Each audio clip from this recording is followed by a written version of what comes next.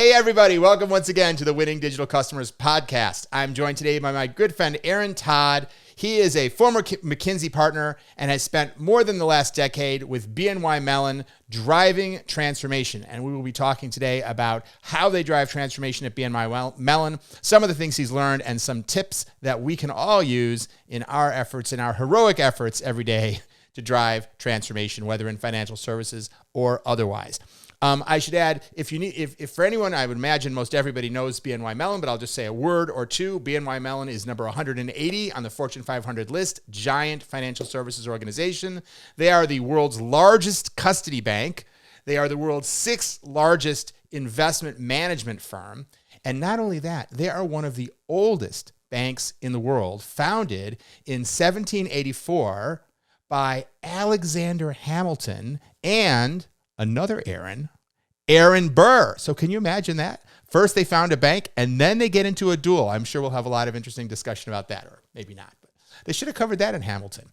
Anyway, so that's BNY, and that is Aaron. Aaron, welcome to the show. So happy to have you here. Anything you want to add by way of introduction so that people know who you are before we dive into some of the great stuff you want to talk about? I think you've covered most of it. I think just a couple highlights.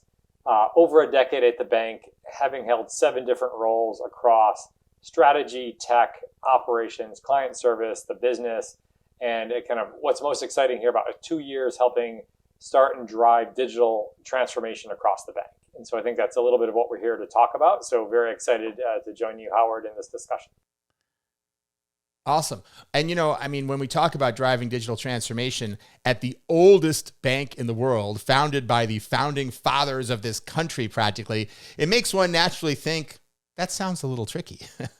You think of digital transformation being easier in newer companies and harder in older companies, and you are at probably one of the oldest operating companies in the country. How is that? How does the age of the organization positively or negatively affect trying to drive change? I imagine it's been through a lot of change over the years. Well, and I think you hit on it. There's 2 points here. The first is, it is a, large old institution. And so with any large old institution, it brings challenge. Yet at the same time, because we've been along and around that long, we've had to have figured out, we've transformed numerous times. And we often joked early on, it's like, hey, we're doing digital transformation. We're like, we've probably done this a couple times, when we invented the computer, right? We were one of the first banks to use a computer full stop, right? And so it's like we've obviously figured out transformation numerous times to be around for 200 plus years. Right. You're not using those big dusty ledgers by candlelight anymore. So you obviously, as probably is how it was when Alexander Hamilton founded it all those years ago. No, we have them in nice, pretty glass cases. Well, do you? Yes. Cool. That's cool. The BNY Mellon Museum. I love it. So let's talk a little bit about how you develop a vision when you have such a storied company that has so much history, and you want to try to get everyone aligned around a different way of doing business, a more contemporary way of doing business. I know you use some really interesting practices to create that transformation vision there. Can you tell us a little bit the story about how you got started in that, who you involved, and how you successfully created a vision for the future of the organization that you got buy-in into? Yeah, so we commonly refer to this as like the reimagination process. And it is something we've kind of started doing differently over the last couple of years. And I'll jump to the end. There's no real secret sauce. If you kind of tick off all the items individually, you'll say, that's not, novel. But I think what's special is bringing them all together and holding yourself accountable to that process. And so a couple of those, common items. So one is beginning to look at the problem end to end, as well as including the client lens. Amazon talks about like the red chair that represents the client, et cetera, but it is really who in the room is representing the client's view, and whether we do that by bringing in clients, which we did, or client surveys, information from them over the years, making sure that their voice is represented is a critical part of it. I think the second part is with any complex process, we're getting representatives from each different part of the organization along that, whether it's from the business in the front end indicating with the clients, ops, tech, finance, legal, you name the different pieces. If they have a critical voice here, are they being represented in that reimagination process?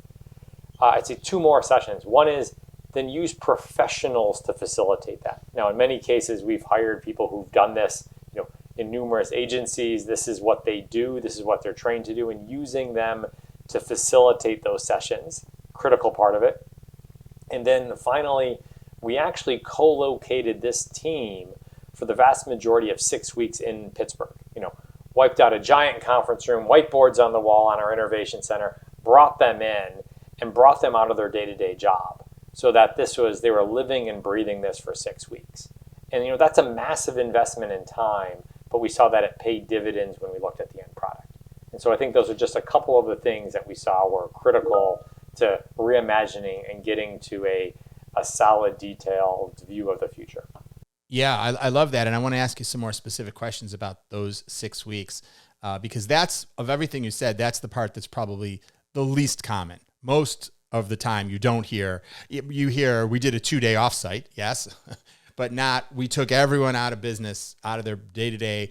And I mean, it must have been, people must have been dying for the opportunity to come to Pittsburgh for 6 weeks. I mean, just that alone, it is teasing Pittsburgh. Pittsburgh's actually a lovely place, much nicer than people would think. But in any case, can you tell us a little bit about, first of all, maybe give the audience a little bit of background on when you say you were driving transformation of processes, like what specifically were you working? Was it account opening? Was it business to business or more business to consumer? Like what kinds of things were you transforming? And then I'd love you to just tell the story about, okay, you brought all these people there for 6 weeks. Who did you bring? How did you spend the 6 weeks? Did you just sit in a room for 6 weeks and talking about it? Or what kind of structure did you have around it? How did you divide the time, et cetera, et cetera? We'd love to just kind of have more detail on that because I think that's really interesting. Yeah, so we've done this for a number of different, opportunities, whether it was, end-to-end billing, client onboarding, but in particular, I want to talk about our client sales and servicing. So we spent a lot of time looking at how we service clients. And so a lot of people call this like the client inquiry process and custody, looking at, whether you're thinking about call center complaints, email inbound, like when we get a client and they have something they need help with, how do we service that, right? So we started pretty broad and we brought in basically client service experts and representatives from the various different business lines across the organization and started with identifying like what are the commonalities in concerns that we are hearing from our clients. Where did we stand up in our commonalities or kind of lack of commonalities on processes, toolkits, etc. So if you think about the 6 weeks, the first couple were, similar to what you would see as a 2-day offsite, just gathering the information and beginning to lay out kind of like the client journey mappings, the flow diagrams, like how does this view, from a client's point of view, and then internally, what are the operations team, client service reps, what are we doing internally to meet those different expectations, those different kind of pain points of the clients. And so the first phase was on getting that common methodology, that common view. And in a lot of cases, it's having the right person run back to their team, pull out those flow diagrams, pull out that data and get it into one place. The second phase then was testing, going through ideation. Like, hey, what are the ideas of the pain points? What do we think the answer is? And then moving into testing that with our clients. We actually brought clients in to speak to us and hearing what they were saying and then shared with them our views. Like, hey, we've heard this. What do you think about these concepts? What do you think about these? Do we have it right? And so I think that was, the next phase. Then that we've, established a structure and began to build out what a future could look like based upon that direction. And then we tested that with our technologists. We tested that with our client service reps and then began to form on what this kind of theoretical answer could be and kind of built out a kind of an end-to-end target state experience, the technology, what screens look like. And I think that was like kind of towards the end of 5 weeks. And then we spent the last week like sizing it up, like what is the impact you could see from this? And so to the view of like, what does 6 weeks look like? That's a lot of what that 6 week kind of, reimagination session looked like. That sounds fantastic. And what was the output? Was it drawn journey maps? Was it requirements documents, user stories? And what literally, when you finished, you said, we're done. This is what it is. What was it? Yeah, so you hit on a couple of them. So you had a kind of high-level flow diagram of what the process looks like, both from a client experience view, as well as a kind of internal technical flow view of like, hey, here's what these changes would be. On top of that, then you had kind of an impact assessment. What would this impact from a system design? What are the impact from employees? Are there changes there? Is it more efficient? Is it not? Kind of what's that impact assessment? And then kind of most important, like what is next step? Like what is to do this? What does the high level plan look like to get from our idea to that future state? And so I think those were like the outcomes of that session. And that kind of concluded the 6 weeks. But that's far from impactful, right? It's like, great, I've now got this design. And then we start to say, like, how do I get that theory into a target state plan, into an approved idea that we need to go take forward? And so that then takes us into like the next phase. Yeah, great. I would just want to ask you one more question about the 6 weeks, and then I want to move into that next phase. So to be able to do this kind of work effectively, figure out what does the front end look like, what does the back end look like, I imagine it's really critical to have the right people participating. How did you figure out who all, first of all, it'd be interesting, roughly how many people participated in the 6 weeks? Were they all there the entire time, or did some of them come and go? And what were the skills? What were the types of people that you had involved?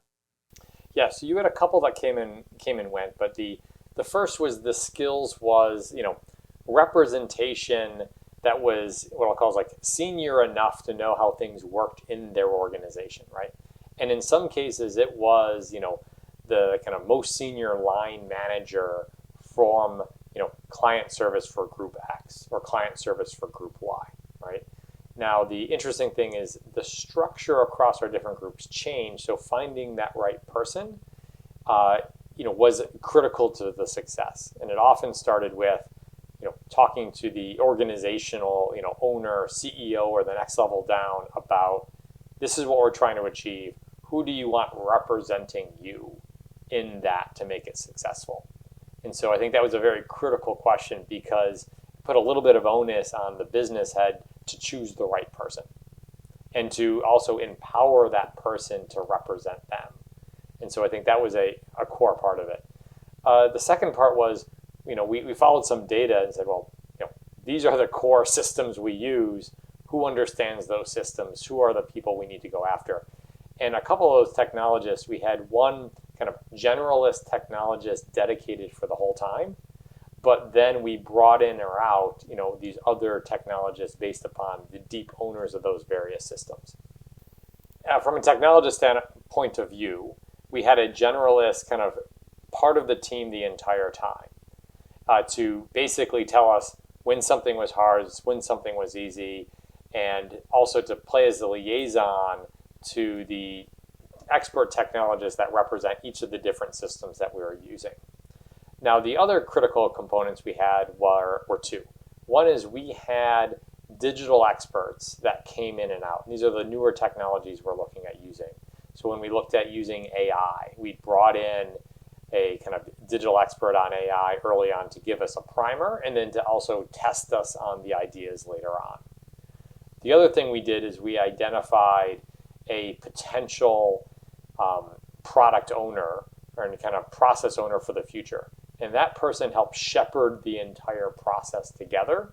Now, it was leading a little bit with, hey, if we're going to be doing this as a group, we're going to have someone that owns it end to end. And so we had a very capable woman, Layla Sachak, who joined us for that entire session. She was critical to the success. Now, later on, we did hire a full-time, person to take this on, and Layla transitioned to that individual.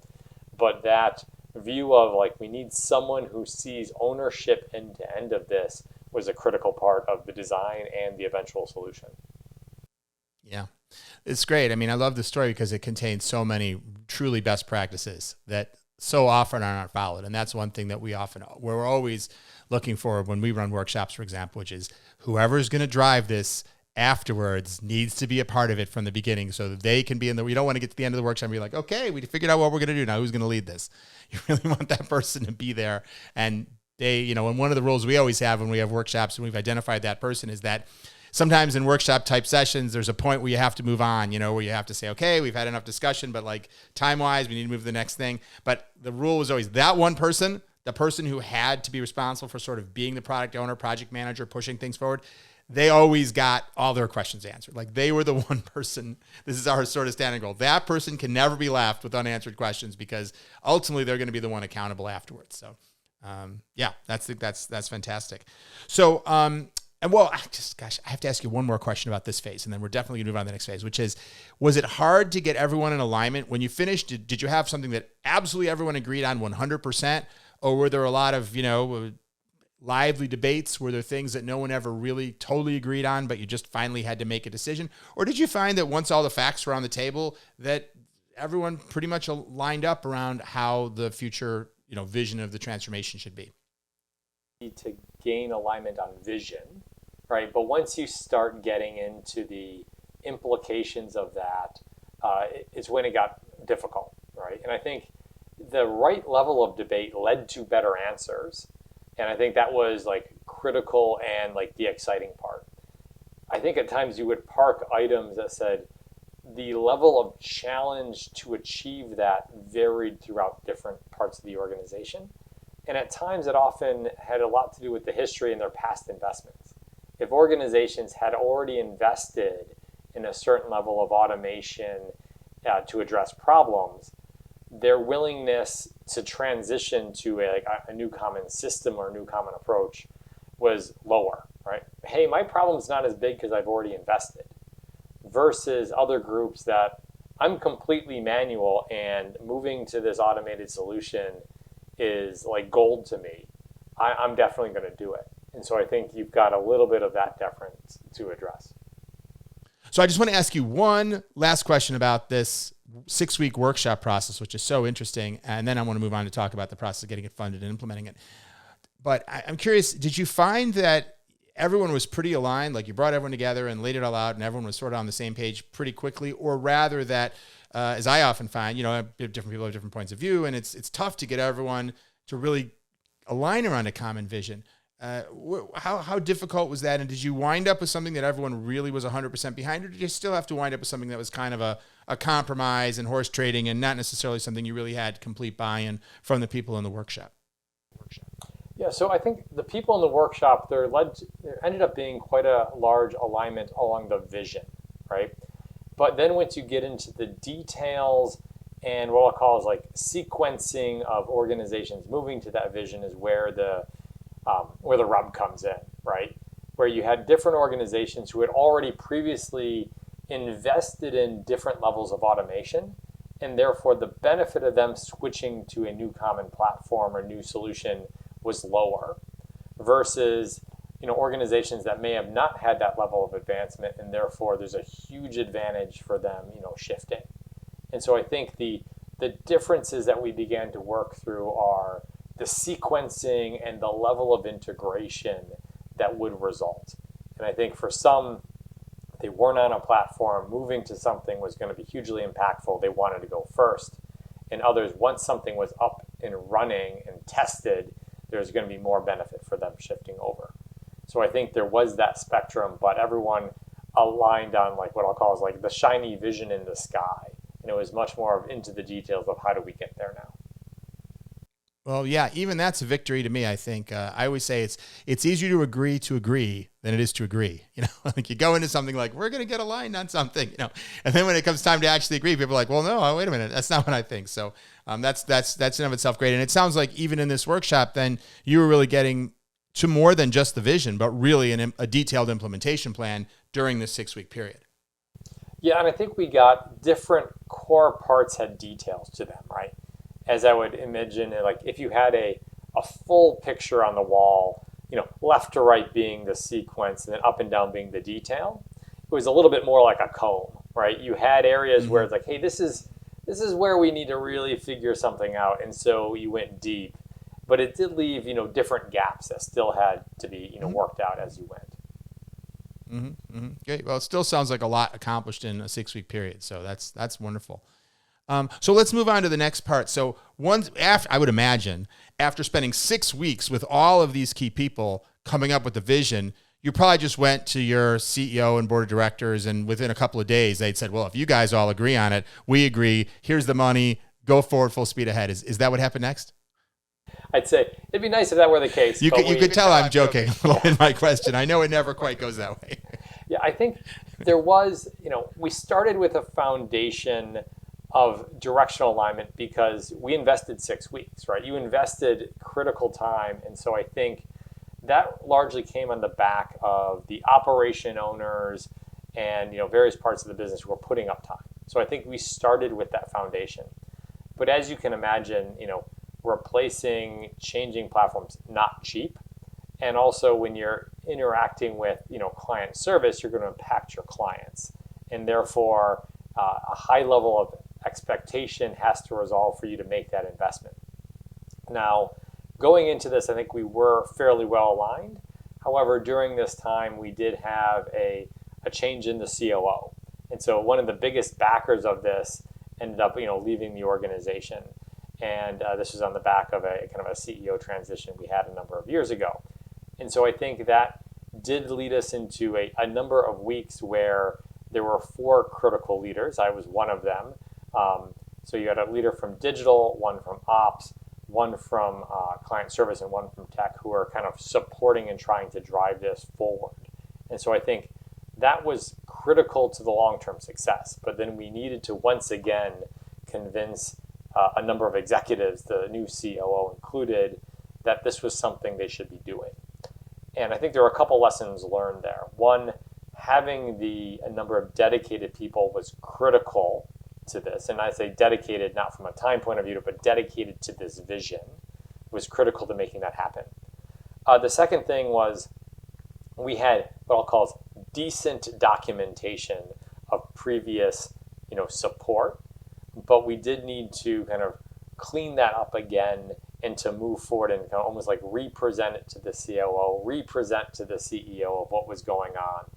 And if I had anything to do again, it would have been to have document some of that along the way slightly better, because we had to, spend a little bit of time cleaning up some of that information, which we didn't do as well on. But we did re-go through that process. So this is like the shuttle diplomacy part of it. You talk to this person and they say, well, I'll agree as long as I have this. And then that person says, well, but I also need this. And you get all these complex, I'll do this if that, and then making sure you can keep track of all that. That's what you're talking about? Yes, as well as kind of pinning them down a little bit on their numbers. How many of your people are doing this? How much do you spend on that system a year? It's kind of getting all of those things on paper in a common way that you could then get behind. And so I think that was a little bit of the challenge that we could have done a better job on, but we eventually got there. But it did probably cost us 3-4 weeks in calendar time. Mm-hmm. Yeah, well, in the grand scheme, I mean, that's not a long time for major decision making.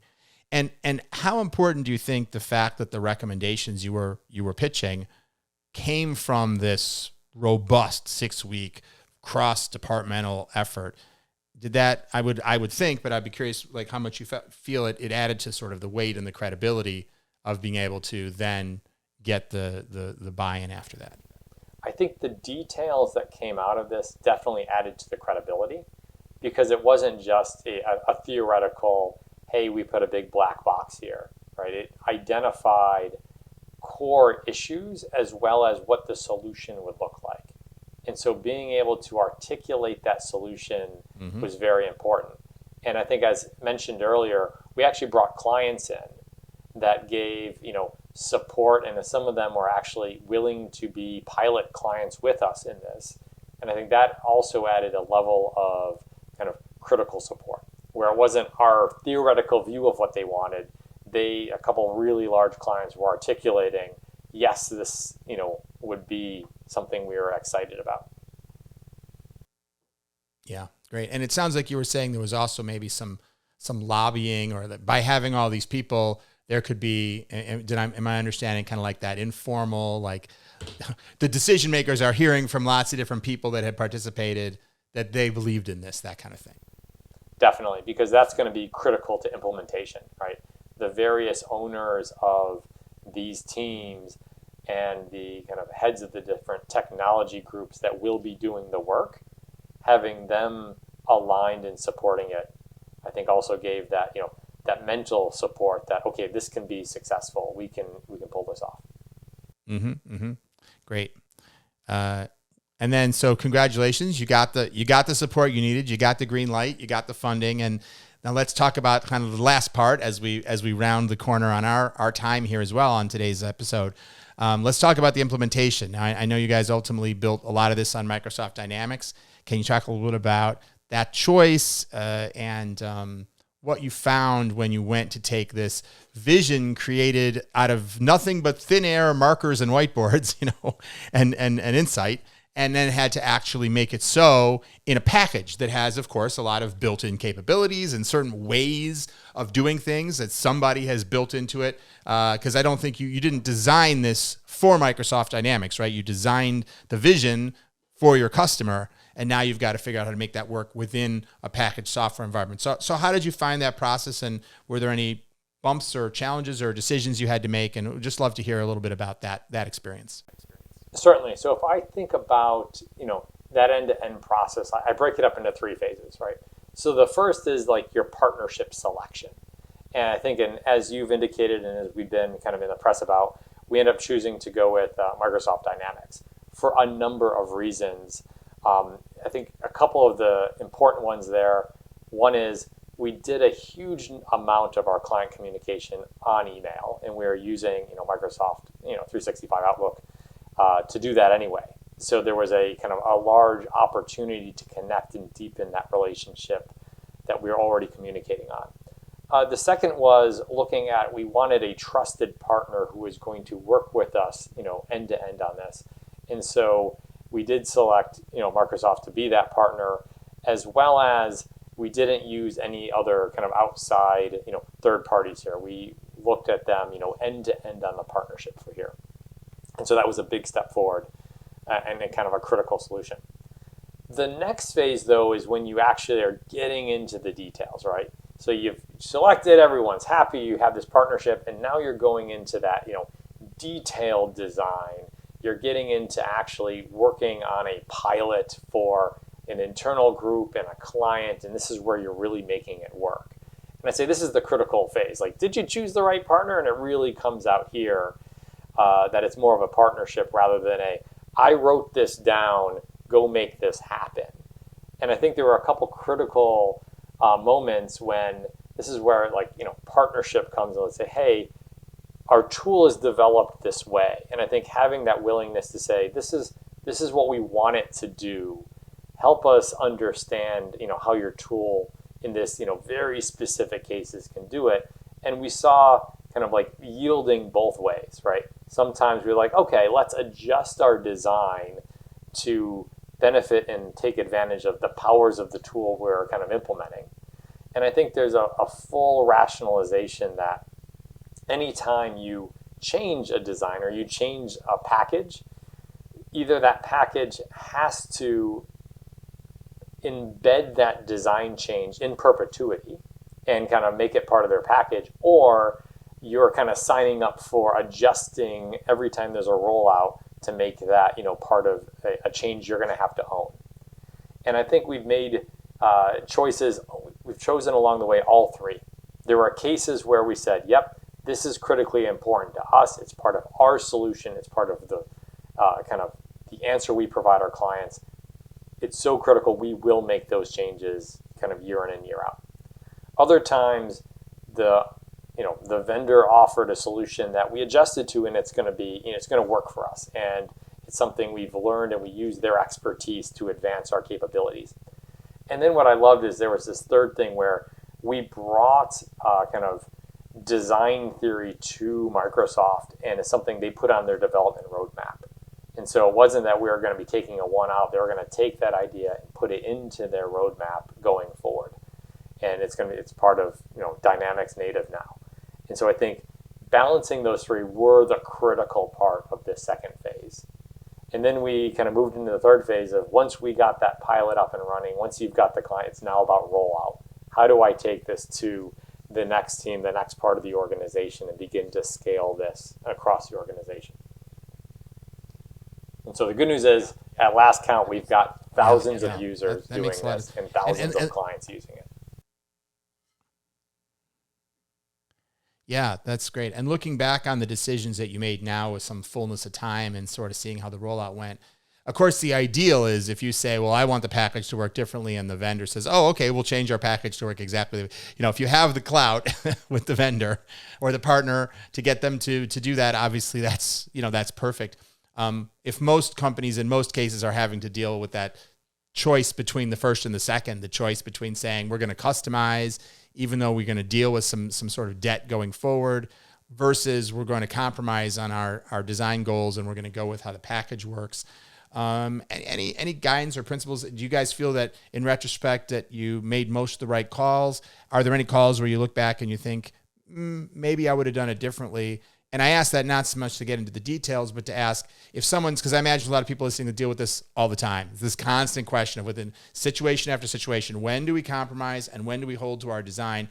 And I'm curious what advice you have for people in that situation based on your opportunity to make a bunch of those decisions and see the outcome afterwards. How do you know when to hold and when to just go with the flow of the package, even if it's not quite what you... I think the balance we tried to always answer was, what's the level of differentiating value, right? Are we providing value to our client that's going to be meaningful and worth the investment? And I think that on the investment side, it's realizing it's not the investment now. Like the investment now of it's going to be X number of man hours and Y dollars and Z things to do this, but it's understanding, and you're going to have to continue to invest to maintain that in perpetuity. And so often you would see an easy trade-off of, it's going to be 10 on the value side, 10 on the investment side. We're well, that's investment now. It's going to be 10 plus 1 in perpetuity, right? And so unless you're going to continue to get more value there, how do you either kind of reduce the cost or try to capture that value in a different way? And I think a lot of our discussions focused around that, the client value we wanted to provide, and is there a way that the platform, the service can do that in a different way? And if that's capable, then we would go that. It's hey, you experts on Dynamics, this is what we're really trying to provide in terms of a value. Is there a different way of doing it? And if we could capture that value, we would kind of move over. Yeah. Oh, that makes a lot of sense. Great. Well, any final thoughts about this whole journey? Thank you for walking us through it all. I know we're just about out of time. As you look back at the whole journey, there it is in front of you, all the way from the 6-week workshop to having to get the buy-in to the complete implementation and rollout. Anything else you'd point to that was an important lesson learned that you want to share with this audience? So one thing we did while we were starting to select a partner for this, you get references. And so I do remember actually vivid conversations I had in the back of taxis in New York of calling these different providers. They were, COOs, they were head of, they were product heads. They're on a spectrum of different organizations, financial services, tech, you name it, that have put in these different systems. And really having pointed discussions with them, similar to your question. Would you do this again? What did you learn? What would you do different? And being able to take that and incorporate it into our solution or into your approach. Because a couple of the lessons learned was, often if the person they're recommending to talk to, it's yes, it was worth it, right? And which is good to see. And I would say for us, yes, it was worth it, right? There was a huge opportunity to provide better value for our clients, and we're doing that. But then the second thing is, it is a journey, right? It took years from the initial concept or thought of hey, we should do this. How would we start this journey? To rolling it out and getting value across the organization. Now, getting value in choosing which initial clients and groups to provide that, positive ROI was critical. And so we did identify kind of larger, lower hanging fruit, like let's get that out of the way to hit that positive ROI quickly, but then continuing to stay committed to bring on those other parts of the organization, takes even work today, where it's like, hey, you're past the 80% mark, you've gotten your positive ROI, but still continuing to go after year in and year out, the tail is what we're doing now. Yeah. Great. Well, thank you, Aaron. Thank you so much for giving us this guided tour of this whole journey of transformation, because it's hard to come by. So I really appreciate you opening the kimono and walking us through some of the specific things you did along the way, specific challenge you encountered. So congratulations on the success of leading this transformation, and really appreciate you making it a learning tool for everybody else to hear what you did and how you got through it. So thank you so much for that. And if people are interested in reaching out to you for one reason or another, or learning more about, I don't know, what you're doing, or the bank, or I don't know, anywhere you want to send people, sometimes we have people on here, they're authors, they want to plug their book. I know you don't have a book, but anything you want to plug, or any place you want to send people before we let you go. Certainly, I'd say happy to talk about it. This is one of a number of, exciting transformations I've been a part of. And so either, find me on LinkedIn. So, Aaron C. Todd. I think most of us are on LinkedIn these days, easy to find. If not, Aaron, Todd at bnymellon.com. You can find me there, and, certainly happy to talk.